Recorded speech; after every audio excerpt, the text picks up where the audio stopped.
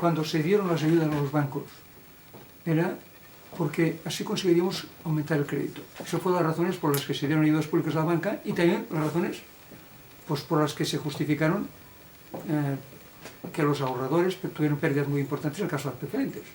Desde 2008, desde antes de la crisis, el volumen total de crédito de los bancos no ha dejado de caer. No ha dejado de caer y hoy día pues, es cada año inferior y cada trimestre sigue siendo inferior. Sin embargo, ha habido una recuperación de la economía. Luego, esa recuperación ha sido independiente del volumen total de crédito. Los bancos, digamos, no han cumplido una de las misiones. Independientemente de esto, hay otro aspecto porque esos bancos,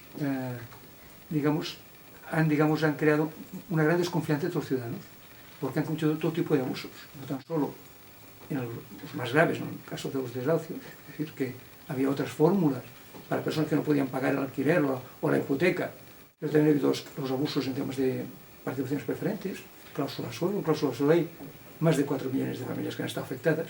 Por tanto, nos encontramos con unas entidades que no cumplen una de las obligaciones que marca la legislación europea, es que tienen que pensar en los intereses de los clientes.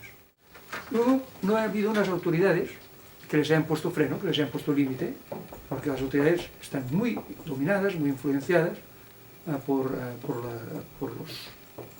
el poder extraordinario que tienen los bancos.